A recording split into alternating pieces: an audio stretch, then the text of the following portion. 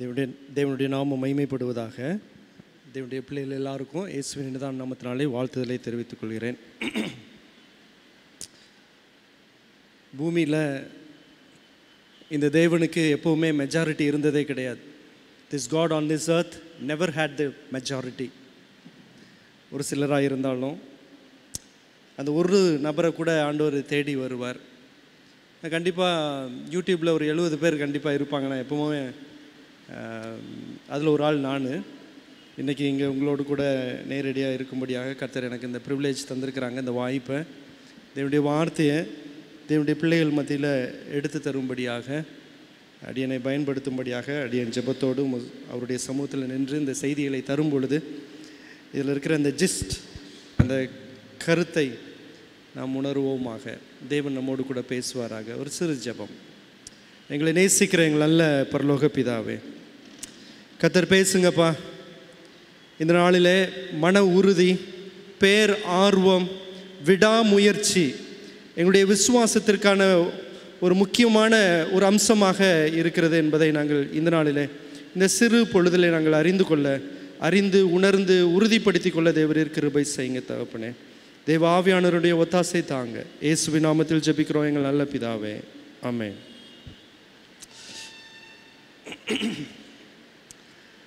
மன உறுதி, பேர் ஆர்வம், விடாமுயற்சி, இந்த வார்த்தையை நீங்கள் நான் கேட்காத இடம் இல்லை. பள்ளிக்கூடத்தில் கேட்டிருப்போம், இல்லாட்டி ஸ்போர்ட்ஸ் கிரவுண்டில் கேட்டிருப்போம், பிஸ்னஸில் கேட்டிருப்போம். ஆங்கிலத்தில் இதுக்கு அருமையான வார்த்தைகள் போட்டிருக்கிறாங்க. எனக்கு முத பாஸ்டர் இந்த டாப்பிக்கை அனுப்பும்போது தான் கிரிட் அப்படின்னு, அந்த கிரிட்டுக்கு எனக்கு என்னன்னே தெரியாது. என்னடா அப்படின்ட்டு அதனுடைய விளக்கத்தை பார்க்கும்போது ஒரு மன உறுதி அப்படிங்கிறத அவரே தமிழாக்கம் பண்ணி அனுப்பும்போது தான் எனக்கு தெரிஞ்சிச்சு. Grid, passion and perseverance. இந்த கிரிட் அப்படிங்கிற இந்த வார்த்தை எப்படா எல்லாருக்கும் பிரபலமானுச்சு, இல்லாட்டி இது எப்போ ஒரு பஸ்ஸிங் வேர்டாக ஆச்சு இந்த உலகத்திற்கு அப்படின்ட்டு அதை கொஞ்சம் தேடி பார்த்தேன். 2016 ஆண்டிலிருந்து 2004 ஆண்டிலிருந்து இதனுடைய கான்செப்டை வெளியில் கொண்டு வர ஆரம்பித்தாங்க. 2016 ஆண்டு இது ஒரு பஸ்ஸிங் வேர்டு இன்னைக்கு வரைக்கும், இல்லாட்டி பிரபலமாக பிஸ்னஸ் வேர்ல்டில், ஸ்போர்ட்ஸ் கிரவுண்டில், பள்ளிக்கூடங்களில், கல்லூரிகளில், இல்லாட்டி கல்வித்துறையில் பயன்படுத்தப்படுற வார்த்தை. முக்கியமாக இப்பொழுது பயன்படுத்தப்பட்டு கொண்டு இருக்கிற இந்த பஸ்ஸிங் வேர்ட் இஸ் கிரிட். என்னது அந்த கிரிட் அப்படிங்கிற இந்த வார்த்தையை யார் கொஞ்சம் அதிகமாக வெளியில் கொண்டு வர்றதுக்கு காரணமாக இருந்த நபர் யார் அப்படின்னா, இவங்க பேர், இந்த சகோதரி பேர் இல்லாட்டி இந்த அம்மா பேர் ஏஞ்சலா டக்வொர்த். இவங்க என்ன சொல்கிறாங்க அப்படின்னா, நான் வாசிக்கிறேன், ஆங்கிலத்தில் வாசித்து தமிழில் சொல்ல விருப்பப்படுறேன். ரிசர்ச் ஆன் கிரிட் இந்த அம்மா பண்ணது. இவங்க ஒரு 7ஆப்பு டீச்சராக இருந்தாங்க. அதுக்கப்புறம் கல்லூரிக்கு போனாங்க. அதுக்கப்புறம் சைக்காலஜிஸ்டாக மாறி அப்படி ஒரு ஒரு பேப்பர் ப்ரெசென்ட் பண்ணாங்க. டெட் டாக்லலாம் அவங்க பேசியிருக்கிறாங்க. அப்பையிலேருந்து 2016 அது வருஷத்துலேருந்து இந்த கிரிட்டுங்கிற அந்த வார்த்தை பிரபலமாச்சு. என்ன இந்த வார்த்தையினுடைய அர்த்தம், இல்லாட்டி இவங்க சொல்கிறாங்க, இவங்களுடைய கண்டுபிடிப்பில் பிஹெச்டியில் இவங்க சொல்கிறது காரியம் என்னென்னா, ஒரு பையன் கல்வியில் சிறந்து விளங்குவதற்கு, ஒரு பிஸ்னஸில், ஒரு வியாபாரத்தில் ஒரு நபர் சக்ஸஸ்ஃபுல் பிஸ்னஸ் மேனாக ஆகிறதுக்கு, இல்லைன்னா ஒரு ஸ்போர்ட்ஸில் ஒரு நபர் முதன்மையாக இல்லாட்டி சக்ஸஸ்ஃபுல் பர்சனாக ஒரு முதன்மையான ஒரு நபராக ஆகிறதுக்கு இந்த தாளந்து மாத்திரம் போதாது, இல்லாட்டி ஐக்யூ மாத்திரம் போதாது. கல்வியில் we should have grit, இந்த மன உறுதி இருக்கணும் அப்படிங்கிறாங்க. a person இல்லாட்டி ஒரு ஸ்டூடெண்ட்டுக்கு ஐக்யூ கிடையாது அவனுடைய லைஃப்பில் சக்ஸஸ்ஃபுல்லாக ஆகிறதுக்கு, பட் கிரிட் அப்படின்னு இந்த கான்செப்டை வெளியில் கொண்டு வந்து, கிரிட் அப்படிது மன உறுதி. நீங்கள் எதை பர்சீவ் பண்ண விரும்புகிறீங்களோ, எதை நோக்கி போகணுன்னு விரும்புகிறீங்களோ, அந்த பையனுக்கு நான் நல்லா படித்து நல்லா வரணும், இந்த ஸ்போர்ட்ஸில் நான் தான் ஃபஸ்ட்டு அந்த அத்லெட்டாக இருக்கணும், இல்லாட்டி இந்த பிஸ்னஸில் நான் இப்படி சிறந்து விளங்கணும் அப்படின்னா அவனுடைய தாளந்து மாத்திரம் கிடையாது. எல்லாம் அந்த தாளந்தோ இல்லை அவனுடைய சூழலோ இல்லாட்டி அவனுக்கு உதவி செய்கிறதுக்கு ஏதுகரமாக இருக்கிற காரியங்கள், தட் சிச்சுவேஷன்ஸோ சர்க்கம்ஸ்டான்சஸோ அது கிடையாது. What ever the circumstances may be, என்ன சூழலாக இருந்தாலும் இந்த மன உறுதி இருந்துச்சுன்னா he will be a successful. இவங்க எங்கெல்லாம் போனாங்க, பள்ளிக்கூடத்துக்கு போனாங்க, கல்லூரிக்கு போனாங்க, பிஸ்னஸ், அங்கே இருக்கிற ஒவ்வொரு சக்ஸஸ்ஃபுல் பர்சனையும் படித்தாங்க. What is the secret of this child's success? இந்த வியாபாரியினுடைய இந்த சக்ஸஸுக்கு, இல்லாட்டி அவன் இவ்வளவு சம்பாதிக்கிறதுக்கு, ஒரு சக்ஸஸ்ஃபுல் பிஸ்னஸ் மேனாக இருக்கிறதுக்கு எது காரணமாக இருக்குது? அவன் தாளந்தா, இல்லாட்டி அவனுடைய பேக்ரவுண்டா? இல்லை, திஸ் வேர்ட் கிரிட், இந்த மன உறுதி தான் உதவுகிறது அப்படின்ட்டு அவங்க சொல்கிறாங்க. சரி, எப்படி ஒரு ஸ்போர்ட்ஸில் அவங்க கிரிட்டை எப்படி எக்ஸ்பிளைன் பண்ணுறாங்கன்னா, இந்த டாப்பிக்கை பார்க்கும்போது அந்த தனித்தனியாக பார்த்தோம். கிரிட், பேஷன், பர்சிவரன்ஸ், மன உறுதி, பேர் ஆர்வம், விடாமுயற்சி அப்படிங்கிறத தனித்தனியாக பார்த்தோம். இல்லை, இது தனித்தனி கிடையாது. அந்த மன உறுதி அதை எக்ஸ்பிளைன் பண்ணுறதா. இல்லாட்டி மன உறுதினா என்ன அப்படின்னா, அந்த grit is equal to passion plus perseverance. மன உறுதினா என்னது அப்படின்னா, ஒரு காரியத்தில் எதை நோக்கி நம்ம போகிறோமோ அதில் பேர் ஆர்வமும் விடாமுயற்சியும் தான் முக்கியமான காரணம் அப்படின்ட்டு அவங்க சொல்கிறாங்க. அடுத்த படம்பா, ஸ்போர்ட்ஸில் பார்க்குறோம். ஸ்போர்ட்ஸில் அந்த கிரிட் இருந்தாகணும். அடுத்தது கல்வியில் அந்த கிரிட் இருந்தாகணும். அடுத்தது என்ன பாருக்கு, பிஸ்னஸ், அந்த கிரிட், அந்த மன உறுதியும், அந்த பேர் ஆர்வமும் அந்த விடாமுயற்சியும் இருக்கிறது தான் அந்த மன உறுதி. ஒரு மன உறுதினா என்னது, இல்லாட்டி கிரிட்னா என்னது? பேஷன், பர்சிவரன்ஸ், பேர் ஆர்வம். நான் இதை அடைஞ்சே தீரணும், இல்லாட்டி இதில் நான் இந்த படிப்பு, நம்மளாம் சொல்லுவோம்ல, நம்ம பிள்ளை இப்படி படிக்க வைக்கணும், பெற்றோர்னா படிக்க வைக்கணும், இப்படி வரணும், அங்கே போயிடணும், அப்படி முடிவு பண்ணல. இல்லாட்டி பிள்ளையும் ஃபஸ்ட் ரேங்க் எடுக்கணும் அப்படின்னு சொல்லிட்டு அந்த மன உறுதி தான் அவனை ஒரு சக்ஸஸ்ஃபுல் பர்சனாக ஆக்கும். Not only talent. நம்ம நிறைய நேரம் எடுப்போம், அவனுக்கு டேலண்ட் இருக்குப்பா, அவனுக்கு ஐக்கியம் இருக்குப்பா. இல்லை, யாரையும் சக்ஸஸ்ஃபுல்லாக ஆக்க முடியும் when they have grit அப்படின்ட்டு இந்த வார்த்தையை எடுத்து தான் ஹெசல் ஐயா நமக்கு ஆவிக்குரிய வாழ்க்கையிலையும் இது ஒரு முக்கியமான ஒரு காரியமாக இருக்குது அப்படின்ட்டு சொல்கிறாங்க. ஒரு சில காரியத்தை ஒரு சில உதாரணங்கள் மூலமாக பார்ப்போம். எடுத்தோன்னே அவர் ஒரு எக்ஸாம்பிள் வைக்கிறார் ஹெசல் ஐயா. லூக்கா 18வது அதிகாரத்தில் இருக்குது. என்ன பார்க்குறோம், நீங்கள் சோர்ந்து போகாமல், நம்மெல்லாம் சோர்ந்து போகாமல் ஜெபிக்கணும் அப்படின்னா ஒரு எக்ஸாம்பிள் ஒன்று வைக்கிறாங்க. ஒரு ஓமையை சொல்கிறாங்க. ஒரு அன்ஜஸ்ட் ஜட்ஜ், ஒரு நியாயமில்லாத நியாயாதிபதி, அநீதியான நியாயாதிபதி, அவர் என்ன செய்கிறாரு, உட்கார்ந்துருக்கிறாரு. அவங்களுக்கு ஒரு கேஸ் வருது. ஒரு அம்மா தன்னுடைய கேஸை எடுத்து வைக்கிறாங்க. ஐயா, எனக்கு ஒரு எதிராளி இருக்கிறான் ஐயா, இந்த உலகத்தில் நீங்கள் நான் இருக்கிற வரைக்கும், இயேசு வர்ற வரைக்கும் ஒரு எதிராளி இருந்துகிட்டே இருப்பான். இந்த அம்மாவுக்கு ஒரு எதிராளி இருந்தாங்க, எனக்கும் அவனுக்கு நீங்கள் நியாயம் செய்யணும். இந்த அம்மா பக்கம்தான் நியாயம். நமக்கு நல்லா தெரியும், அந்த நியாயாதிபதி இந்த அம்மாவை கண்டுக்கவே இல்லை. ஆனால் ஒரு நாள் யோசிக்கிறான், நான் ஒரு அநீதியானவன் நல்லாவே தெரியும், அன்ஜஸ்ட் ஜட்ஜுன்னு ஊரே பேசுது, நான் இப்படின்னு எல்லாமே தெரிஞ்ச விஷயம். பட் இவன் எப்படி உறுதி அப்படி வந்துக்கிட்டே இருக்கா, இல்லாட்டி என்னை தொந்தரவு செய்யாதபடிக்கு நான் இவளுக்கு நியாயம் செய்யணும்னு நியாயம் செஞ்சு முடிச்சிட்டான், போயிட்டான் அப்படின்ட்டு இந்த கதையை சொல்கிறார். நம்ம தேவன் அநீதி உள்ள நியாயாதிபதி கிடையாது, நீதி உள்ளவர். கண்டிப்பாக அவருடைய நாமத்தின் நிமித்தம், அவருடைய காசு நிமித்தம், அவருடைய காரியங்கள் நிமித்தம் யாராவது இந்த உலகத்தில் எதிராளியால் அங்கே அநீதி விளைவிக்கப்பட்டு கொண்டு இருந்தால், வேதம் சொல்லுது, இந்த எக்ஸாம்பிளை யூஸ் பண்ணி என்ன சொல்கிறாங்க அப்படின்னா, அவங்களுக்கு நியாயம் செய்யாமல் இருப்பாரோ அன்பான பிதா, பறவைக்கும் அதுக்கும் இதுக்கும் இரக்கத்தை காட்டுகிற தேவன் நியாயம் செய்யாமல் இருப்பார், சீக்கிரத்தில் செய்வார் அப்படின்னு இருக்கு.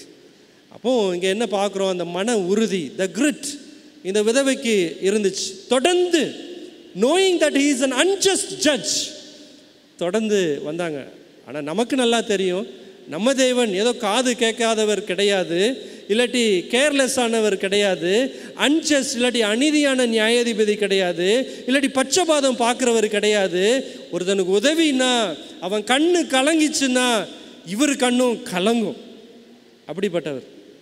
ஸோ ஏதாவது ஒரு விண்ணப்பம் ரொம்ப நாளாக வச்சிட்ருக்குறோமா, என்னப்பா கேட்கவே மாட்டேக்காரு அப்படின்னு சோர்ந்து போயிடாதீங்க. நீங்கள் அந்த மன உறுதி உங்களுக்கு இருக்கட்டும். ஈவன் உங்களுடைய ப்ரேயர் லைஃப்பில், உங்களுடைய ஜெப வாழ்க்கையில், தேவனை நாடி வருகிறதுல உங்களுக்கு மன உறுதி இருக்கட்டும் அப்படின்ட்டு அவர் சொல்கிறார்.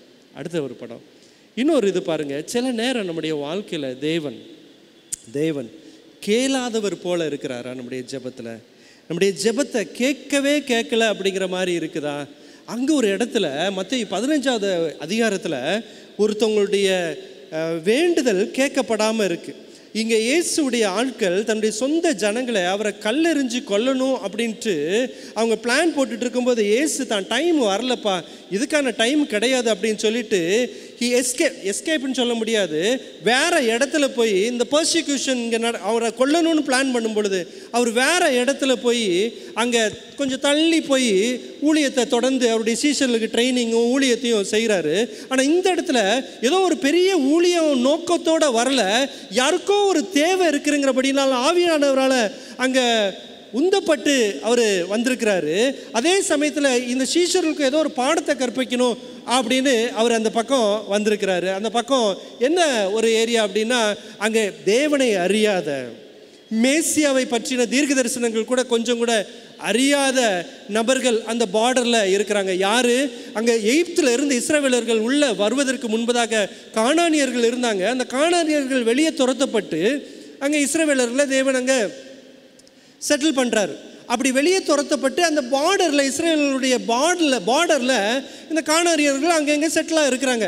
அந்த செட்டில்மெண்ட்டில் அங்கே ஒரு சில பிஸ்னஸுக்காக யூதர்கள் அங்கங்கே போயிருந்தாங்க. அந்த டைமில் அந்த டைம் இயேசு இப்படிலாம் பண்ணுறாருன்னு ஒரு நபர் இப்படி இருக்கிறாருப்பா, அவர் பேர் இயேசுப்பா, இப்படி குணமாக்குறாரு, அப்படி குணமாக்குறாரு, கண்ணை திறக்கிறாரு, நடக்க வைக்கிறாரு, பிசாசுகளை துரத்துறாருன்னு நியூஸு இந்த கானானிய ஸ்திரீ ஒரு புறஜாதியாளுக்கு சில சுவிசேஷத்தில் கிரேக்க ஸ்திரீ அப்படின்னு போட்டிருக்கோம். இவளுக்கு தெரிய வருது. உடனே இயேசு வந்திருக்காரு அப்படின்னு ஏதோ ஒரு விதத்தில் கேள்விப்பட்டு தம் சிறு பிள்ளைக்கு அங்கே பிசாசு பிடிச்சு அலக்களிக்கப்பட்டு அவருடைய பிள்ளை காணப்படுறா. வேற வழி இல்லை, இவர்கிட்ட கண்டிப்பாக போகணுன்ட்டு எங்கேயோ லேசாக கேள்விப்பட்டிருக்கா. அங்கே அவங்களுக்குள்ள பிஸ்னஸ் பண்ண வந்த, வியாபார வர்த்தகம் பண்ண வந்த யூதர்கள் மூலமாக அவள் கேள்விப்பட்டிருக்கிறா.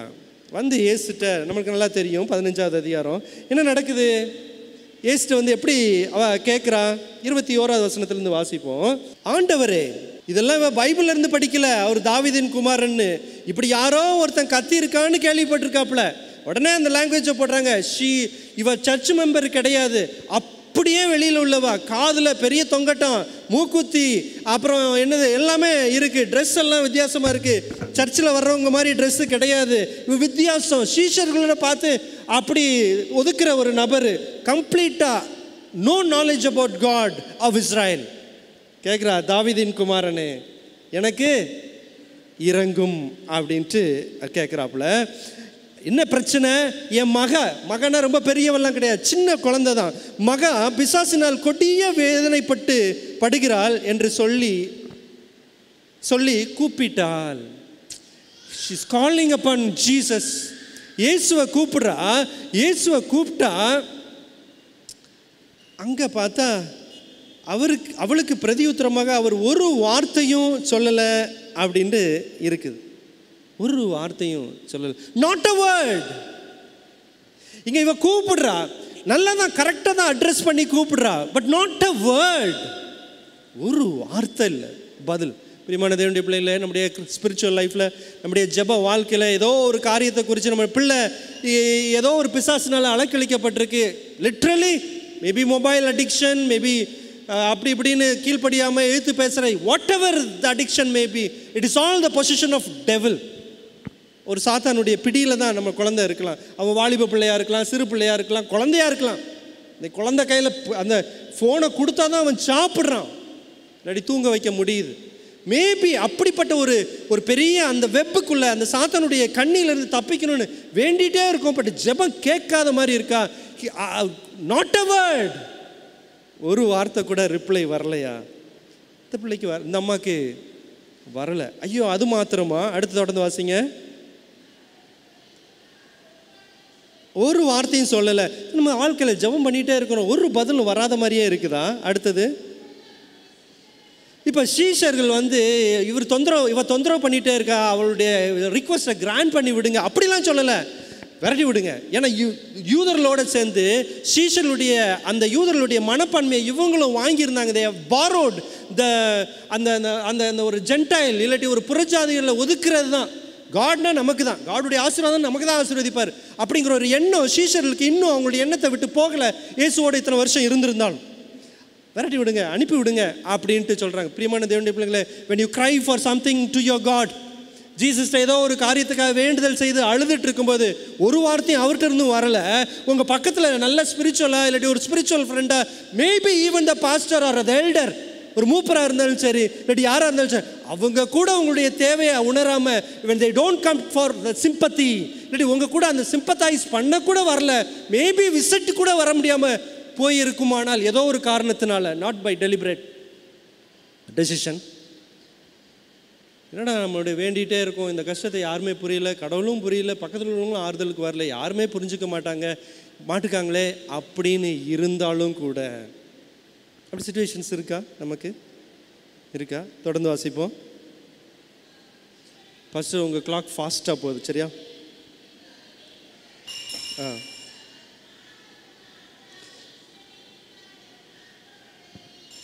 சரி. காணாமற் போன ஆடுகளாகிய இஸ்ரவேல் வீட்டாரிடத்திற்கு அனுப்பப்பட்டேனே அன்றி மற்றபடி, இன்ஃபேக்ட் இவ பக்கத்தில் பார்டரில் இருக்கா, இஸ்ரவேல் காணாமல் போன ஆடுகளை தேடுறதுக்கு தான் தேவன் இஸ்ரவேலை தெரிந்து கொண்டார். இவங்க தேடி இருக்கணும், பட் இவங்க தேடல, இயேசு தேடி வந்திருக்கிறார். இந்த மெனக்கெட்டு இந்த அம்மாவுக்காகவே இங்கே அவள் வந்து இப்போ மறுபடி பாருங்க, ஆண்டவரே எனக்கு உதவி செய்யும் என்று அவரை பணிந்து கொண்டால். இப்போ ஆண்டவர் ஒரு பதில் கொடுக்குறாங்க. இந்த பதில் டெரிபிள் பதில் பார்த்துக்கங்க. நீங்கள் நான் யாராக இருந்தாலும் நேச்சுரல் ஹார்ட் என்ன செய்யும் அப்படின்னா கொடுக்குற பதிலை பாருங்க. பிள்ளைகளுடைய அப்பத்தை எடுத்து நாய்க்குட்டிகளுக்கு, கரெக்டாக கிரேக்கில் இப்படி தான் போட்டிருக்காங்க, மேபி இங்கிலீஷில் வெறும் டாக் தான் போட்டிருக்காங்க, பப்பீஸ்ன்னு போடல, தமிழ் அழகாக மொழிபெயர்த்திருக்காங்க. நாய்க்குட்டிகளுக்கு போடுகிறது நல்லதல்ல என்றார். இட் இஸ் நாட் ஃபேர், அது சரி கிடையாது. நீ யாரு, பிள்ளைகளுடைய அப்பத்தை எடுத்து நாய்க்குட்டிக்கு எப்படி போடலாம் அப்படின்னு நமக்கு எல்லாருக்கும் தெரிஞ்ச கதை தான். ஆனால் we sometimes see God in our prayer life like God of yesterday. இது ஏதோ அவளுக்கு நடந்தது, அந்த காடு பாவரு நம்ம வாழ்க்கையில் பார்க்குறதே கிடையாது. இவ ஆப்பர்ச்சுனிட்டியை பிடிக்கிறா. சீஷர்களுக்கு இவர் யாருன்னு தெரியல, அவ யாருன்னு தெரியல சீஷர்களுக்கு. Because they have not understood the heart of Jesus which earns for anybody who is suffering. Suffer பண்ணுற, கஷ்டப்படுற, வேதனையில் இருக்கிற யாருக்கும் இறங்கி போகிற மனசு ஜீசஸ். ஆனால் ஜீசஸ்ட இவங்க அட்வைஸ் பண்ணுறாங்க, அலட்டிகிட்டு இருக்க, அனுப்பிவிடுங்க. இந்த சீஷர்களுக்கு ஜீசஸையும் தெரியல. நம்ம பக்கத்தில் இருக்கவங்களுக்கு ஒரு வேளை ஜீசஸ் தெரியாது, பேபி அவங்க சர்ச்சுக்கு வரலாம், எல்லாம் செய்யலாம், பட் அவங்களுக்கு ஒரு வேளை ஜீசஸுடைய இருதயம் முழுமையாக தெரியாததுனால உங்களுடைய கஷ்டத்தோடு கூட சிம்பத்தைஸ் பண்ண இறங்கி வருவதற்கு இல்லாமல் நம்முடைய நம்பிக்கை அற்று போகும்படியாக ஒரு வேளை இருக்கலாம். பிரியமான தேவனுடைய பிள்ளைங்களே, அவள் அதில் கேட்ச் பிடிச்சிட்டா பாருங்க. ஆண்டவரே, ஆமாம் ஆண்டவரே அப்படின்னு சொல்லிட்டு, ஆனால் நாய்க்குட்டிக்கு ரைட்ஸ் இருக்குது ஆண்டவரே, ரைட்ஸ் இருக்குது. எந்தது? அந்த பிள்ளைங்க சாப்பிட்றதுலேருந்து துணிக்க விழும்பாருங்க. The puppies have the rights to have it share. எல்லாம் யாராலையும் கண்டு கொள்ளப்படாத அந்த க்ரம்ஸ், ட்ரிஃபிளிங். இது இவ்வளோ நம்ம சில நேரம் வீட்டில் சில்லற அங்கங்கே கிடக்கா, நம்ம வீட்டிலலாம் அதெல்லாம் இப்போ கண்டுக்கவே மாட்டோம். சில்ட்ரெல்லாம் நோட்டு கிடந்தா எடுப்போம்ல, அது மாதிரி ட்ரிஃபிளிங் a thing that falls from the table. பிள்ளைங்க சாப்பிடும்போது ஒரு பிஸ்கெட் துணிக்கையோ ஏதோ விழுந்தாலும் உடனே இந்த நாய்க்குட்டி வந்து அப்படி சொல்லும். அந்த எஜமானோ அந்த வீட்டாரோ அந்த நாய்க்குட்டியை விரட்ட மாட்டாங்க. But because it has the right to take that crumbs. பிடிச்சிட்டா. ஆண்டவரே, நாய் தான் ஆண்டவரே. she never wasted her time to tell about her worth. நான் தேவன்கிட்ட வருவதற்கு எனக்கு தகுதி இருக்குன்னு சொல்கிறதுக்கு, இல்லாட்டி அதை எடுத்து போய் அவர்கிட்ட எக்ஸ்பிளைன் பண்ணுறதுக்கு அந்த மாதிரிலாம் டைம் வேஸ்ட் பண்ணலை. பிரியமான தேவனுடைய பிள்ளை, அவள் ஒரு கிரேக்கர். இயேசு ஒரு அஞ்ஞானி. இயேசு அஞ்ஞானிகளுக்கெல்லாம் கொடுத்துருக்காரு. அந்த செஞ்சுரியன், நூற்றுக்கு அதிபதி, அந்த நூற்றுக்கு அதிபதி கூட ரெக்கமெண்ட் பண்ண நம்மால் வந்தான், நமக்கு சர்ச்சு கட்டி கொடுத்துருக்கான், நல்ல ஃபேவர் பண்ணுறான் அப்படின்னு கூட இருந்துச்சு. சமாரியா ஸ்திரீ கூட ஏதோ ஒன்று இஸ்ரேலோட ஒரு வகையில் கனெக்ஷன். பட் இந்த பெண்மணிக்கு no connection with God at all, but she catches the word. எத்தனையோ தடவை கேட்காத மாதிரி ஒரு வார்த்தை கூட பதில் கிடையாது. அப்படியே கேட்காத மாதிரி, கண்டுக்காத மாதிரி போகிறாரு. பக்கத்தில் இருக்கிற அவருடைய டியர் ஃப்ரெண்ட்ஸை அனுப்பிவிடுங்க அப்படின்னு சொல்கிறாங்க. நோ சிம்பத்தைசிங், யாருமே சிம்பத்தைஸ் பண்ண இல்லை. அப்புறம் இயேசுவே ஒரு வார்த்தை சொல்கிறாரு, இதை கண்டு போயிருக்கணும். சீஷர்களுக்கு யாருக்காவது இந்த வார்த்தையை போட்டிருந்தா கண்டிப்பாக சீஷர்கள் போயிருப்பாங்களோ என்னமோ எனக்கு தெரியல. But she got the chance.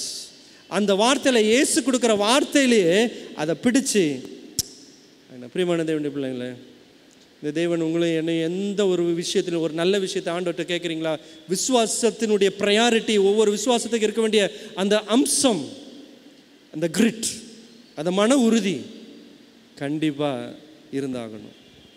அது இல்லாதது போல் இயேசு கேட்காத மாதிரி நல்ல சில நேரம் பெரும்பான்மையாக நம்முடைய நேரங்கள், நம்முடைய ஜபங்கள் கேட்கப்படாதது போல் இயேசு சுத்தமாக கேட்கல, இஸ் சைலண்ட் அப்படின்னு தோணுதா? இல்லாட்டி ரொம்ப டிஸ்கரேஜிங் வார்த்தைகள் வருதா? ஆண்டவர் சொல்கிறாங்க, இந்த ஊமையின் மூலமாக சொல்கிறாங்க, we can catch God. எப்போவுமே அவரை நாடி நன்மைக்காக, நம்முடைய ரட்சிப்புக்காகவோ மற்றவருடைய ரட்சிப்புக்காகவோ நன்மைக்காக, for any good thing when we come to God, he never, தேவன் கண்டிப்பாக கொடுப்பார். he will give, கொடுப்பார். நன்மை நற்கிரியைகளுக்கு அவர் கொடுக்காம இருக்கிறதில்ல. இந்த ஒரு துணிக்க அவளுக்கு போதுமானதாக இருந்துச்சு. இல்லாட்டி அந்த டேபிளிலிருந்து விழுற அந்த க்ரம்ஸ், ஒரு தேவனுடைய டேபிளிலிருந்து விழுற அந்த துணிக்க அது 5000 பேருக்கோ இல்லாட்டி எத்தனையோ கூட்டத்துக்கு போதுமானதாக இருக்கிறது. இவ பிடிச்ச அந்த துணிக்க போதுயா எனக்கு, it is enough, she is satisfied with the crumbs. தேவான தேவனுடைய பிள்ளைங்களே, நம்முடைய தேவன் ஒரு க்ரம்ஸ் கொடுக்குற தேவனா?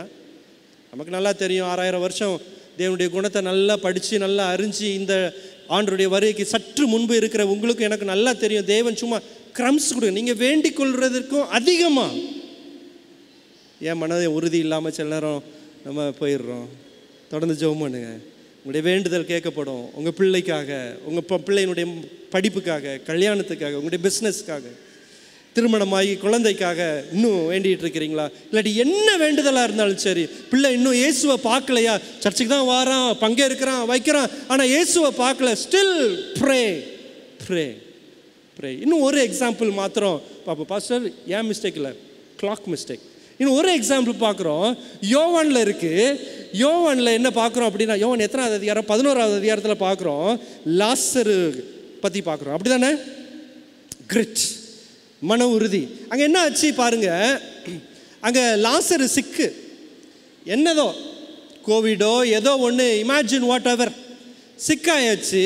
சிக்னஸ், ஜீசஸ் ஊழியம் செஞ்சுட்டு இருப்பார், ஒன்றும் டிஸ்டர்ப் பண்ண வேண்டாம் அப்படின்ட்டு அப்படி சும்மா நியூஸ் மட்டும் மீன்ஸ் இப்போ அவனுக்கு 2 நாளில் எந்திரிச்சிருவான் அப்படின்னு நினச்சிட்டு இருக்காங்க.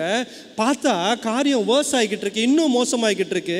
சரி, ஏசுக்கு மெசேஜ் அனுப்பிடும், வரட்டும்பா அப்படின்னு சொல்லிட்டு மெசேஜ் அனுப்புகிறாங்க. மெசேஜ் போகுது. ஏசு என்ன செய்கிறாரு? 2 நாள். ஆனால் அதுக்கு முன்பு ஒன்று சொல்லி அனுப்புகிறாரு, இல்லாட்டி ஒன்று சொல்கிறாரு. என்ன சொல்கிறாரு? ஒரு வசனம் இருக்க, என்ன சொல்கிறாரு? லாசரு வியாதிப்பட்டு, அந்த வசனம் வாசிங்களேன். லாசரு வியாதிப்பட்டு, ஓகே, அது சொல்கிறாரு. அவன் மரிக்கிறது அவனுடைய வியாதி நிமித்தம் இல்லை, தேவனுடைய, அப்படி ஒரு வசனம் இருக்குல்ல, இந்த வியாதி மரணத்துக்கு ஏது. இங்கே பாருங்க, இதை கவனமாக கவனிங்க. இந்த வியாதி யாருக்குள்ள வியாதி? லாசருக்கு. மரணத்துக்கு ஏதுவாயிராமல். இப்போ இயேசு இந்த வார்த்தையை சொல்லி அனுப்புகிறாங்க. மேபி அந்த மெசேஞ்சர் இந்த வார்த்தையை கேட்டுட்டு மார்த்தாட்டையும் மரியாள்கிட்டையும் வந்து சொல்கிறாங்க, இந்த வியாதி மரணத்துக்கு ஏதுவாயிராமல் தேவனுடைய மகிமைக்காக இருக்குப்பா அப்படின்னு சொல்கிறாங்க. ஒரு அஷ்யூரிங் வேர்ட். தட் மீன்ஸ் இவன் சாக போகிறது கிடையாது, இவன் சோகமாகி தேவனுடைய மகிமைக்காக மீண்டும் குணமாயிருவான். அதுதான் தெரியுது தெளிவா. ஆனால் அந்த வார்த்தையை வாங்கிட்டு வந்த இவங்க கொடுத்து, இயேசுடைய வார்த்தை இப்படி இருந்துச்சுப்பா அப்படின்னா அப்போ கண்டிப்பாக அவன் மறிக்க மாட்டான் அப்படின்னு அவங்க உறுதியாக இருந்தாலும், திங்ஸ் கோயிங் வர்ஸ். டெம்பரேச்சர் ஏறுது, சாப்பிட மாட்டுக்கான், இன்னும் சிக்காகிறான், இன்னும் அவனுடைய மெடிக்கல் கண்டிஷன் இஸ் வர்ஸ். ஐயோ, வேர்ஸ்னா வேர்ஸ் எந்த அளவுக்குன்னா செத்து போயிட்டான். அவர் சொல்லி அனுப்பினது இது மரணத்துக்கு ஏதுவான வியாதி கிடையாது. That means is not going to டைன்லாம். இது அவன் சாக மாட்டாங்கிற மாதிரிலாம் இருக்குது. But he died. செத்து போயிட்டான். எப்படி இருந்திருக்கும்? பிரியமான தேவனுடைய பிள்ளைகளே, தேவனிடத்தில் ஒரு நன்மையான காரியத்தை கேட்கீங்க. மகனுக்காக தானே கேட்கீங்க, மகளுக்காக தானே கேட்கீங்க, நல்ல காரியம் தானே கேட்குறீங்க. ஆனால் அது இன்னும் மோசமாக இருக்குது. இல்லாட்டி பதில்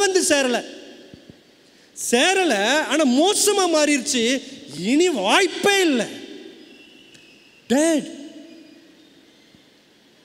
ஆண்டவர் சொன்னதை ஏற்றுட்டு போக வேண்டியதான்ப்பா அப்படின்னு நம்ம அடக்கிட்டு போக தேவையில்லை அப்படின்னு ஆண்டவர் சொல்கிறாங்க. He will bring.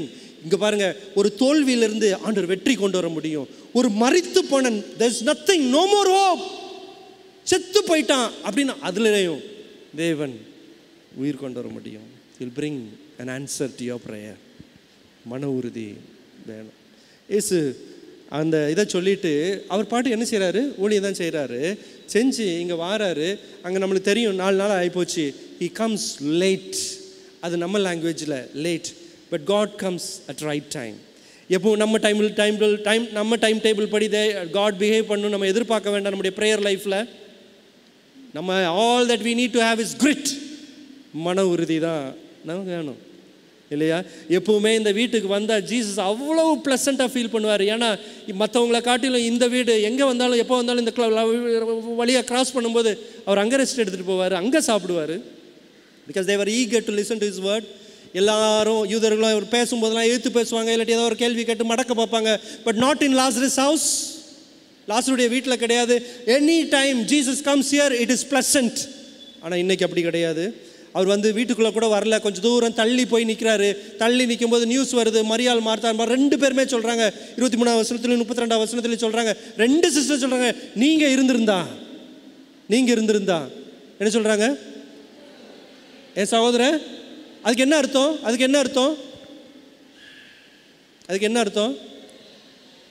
என்ன அர்த்தம்? ஏன் வரல? சொல்லி அனுப்பணும்ல, ஏன் வரல? வியாதின்னு தெரிஞ்சு கூட இருந்துக்கிட்டீங்கல்ல அப்படிங்கிற மாதிரி கூட நம்ம எடுத்துக்குவோமே. பிரியமான தேவனுடைய பிள்ளைங்களே, உங்களுடைய வாழ்க்கையினுடைய ஜெப விண்ணப்பத்தினுடைய காரியம் ஏதோ ஒன்று நிற்கிறீங்க, அப்படியே தலைகளை போகிற மாதிரி இருக்குன்னு வச்சுக்கோங்க. Don't give hope. நம்பிக்கை விட்டுறாதீங்க. நம்மளை தேவன் ஆன்சர் பண்ணுவாங்க. மறிச்சு போனாலும், காரியம் இப்படி போனாலும், he will bring back. நம்ம எதிர்பார்த்ததை காட்டிலும் அவருடைய நாமம் மகிமைப்படு. இவர் இறந்து போனாலும் அது மரணத்துக்கு ஏதுவான வியாதி இல்லைதான். Yes, of course he died, he is dead. ஆனாலும் மரணத்துக்கு ஏதுவான வியாதி இல்லை. ஏன்னா தேவன் அங்கே கிறிஸ்து தேவனுடைய உதவினால, பிதாவினுடைய உதவினால, பிதாவுடைய வல்லமையினால எழுப்ப போறாரு. இது மரணத்துக்கு ஏதுவான வியாதி இல்லை. What ever the problem you are facing right now, என்ன பிரச்சனையாக இருந்தாலும் சரி, அது மரணத்துக்கு ஏதுவாகவோ இல்லாட்டி உங்களை கீழே போடுவதுக்கு ஏதுவாகவோ இல்லாட்டி உங்களை அவமானப்படுத்துவதற்கு ஏதுவான காரியமே கிடையாது. அது தேவனுக்கு மகிமை. மேபி அப்பேரண்ட்லி த அப்பியரன்ஸ் நீங்கள் கேவலப்பட்டு போன மாதிரி ஆயிருக்கலாம். 4 பேர் கேவலமாக பேசுகிற மாதிரி ஆயிருக்கலாம். 4 பேர் துச்சமாக எண்ணி பார்த்து, ஐயோ ஏதோ ஒன்று தப்பு பண்ணியிருக்கான், இல்லாட்டி தேவனுக்கு பிரியமாக இல்லை, அதனால தான் இவனுக்கு இப்படி ஆயிடுச்சின்னு சொல்கிற அளவுக்கு இருக்கலாம். But apparently faith does not get shaken by the appearances. தோன்றப்படுகிறதுனால விசுவாசம் ஆடி போகக்கூடாது.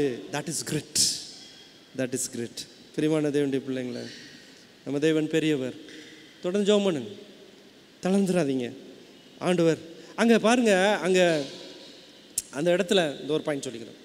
அந்த இடத்துல இயேசு கண்ணீர் விட்டார்னு ஒரு வசனம் இருக்குல்ல இந்த பகுதியில். இயேசு கண்ணீர் விட்டார். ஏன் இங்கே பாருங்கள், இந்த எந்த இங்கிலீஷ் பைபிளையும் சரி தமிழ் பைபிள்லையும் சரி அதை வேறுபடுத்தி காட்டலை. இயேசு மட்டுமா லாசர் இறந்தது கண்ணீர் விட்டுருப்பாங்க? இயேசு மட்டுமா? இப்போ கண்ணீர் விடுறாரு. அதான் இயேசு. அதுக்கு முன்பதாக யாரெல்லாம் அழுதுருப்பா? கண்டிப்பாக மார்த்தாள் மரியாள் கூட எல்லாரும் அப்படி சிம்பத்தைஸ் பண்ணி அழுதுருப்பாங்க. பைபிள், கிரேக்க பைபிளில் அதனுடைய வார்த்தை இயேசு கண்ணீர் விட்டாருங்கிற வார்த்தைக்கு வேற வேடம்.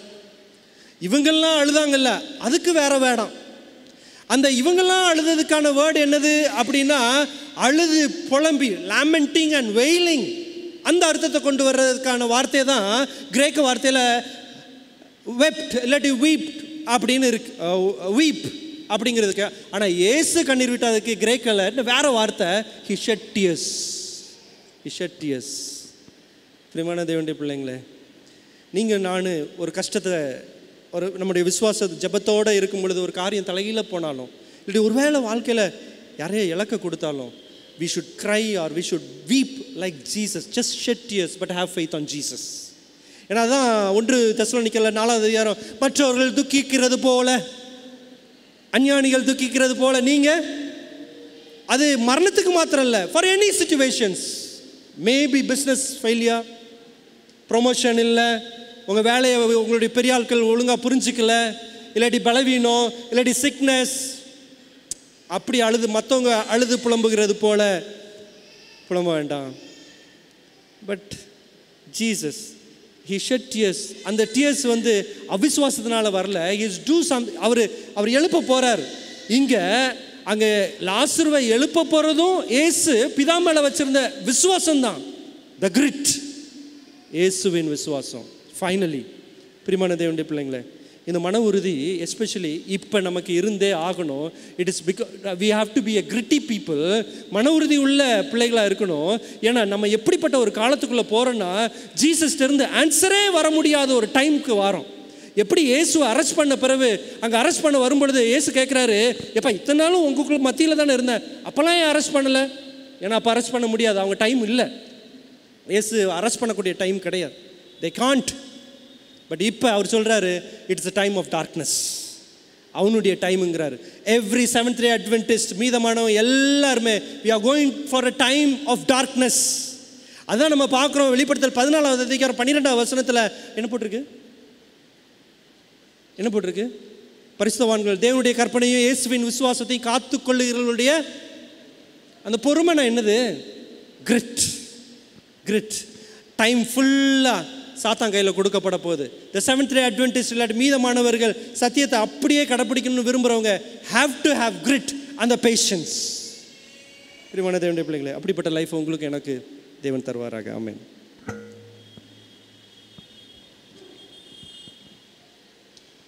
ஒரு சின்ன ஜெபம் செய்வோம். பாஸ்டர் ஜெபம் பண்ண சொன்னாங்க. எங்களை நேசிக்கிற எங்கள் நல்ல பரலோக பிதாவே, நாங்கள் உறுதியாக பேசிட்டோம் தகப்பனே, ஆனால் பலன்லாம் எங்கிட்ட கிடையாது தகப்பனே. நீங்கள் அந்த மன உறுதியை தாங்க. அந்த மன உறுதியை வச்சுருந்த அந்த இயேசுவை எங்கள் உள்ளத்தில் தாங்க தகப்பனே. வெளியே நிற்கிறாராம் ஆண்டவரே. இயேசுட்டு அந்த மன உறுதியும் அந்த பேர் ஆர்வமும் அந்த விடாமுயற்சியும் இருந்த போய் தான் நாங்கள் ரட்சிக்கப்பட்டிருக்கோம் தகப்பனே, இல்லாட்டி ரட்சிக்கப்படுற அனுபவத்துக்குள்ளே வந்துட்டுருக்கோம் தகப்பனே. அதே இயேசு கிறிஸ்து இருந்த அதே மன உறுதி, that grit of Jesus Christ, அந்த பேர் ஆர்வம், that passion of Jesus Christ, அந்த பர்சிவரன்ஸ், அந்த விடாமுயற்சி, இயேசுவினுடைய அந்த பர்சிவரன்ஸை எங்களுக்கு தாங்கப்பா. இயேசுவின் நாமத்தில் ஜெபிக்கிறோம் எங்கள் நல்ல பிதாவே. ஆமென்.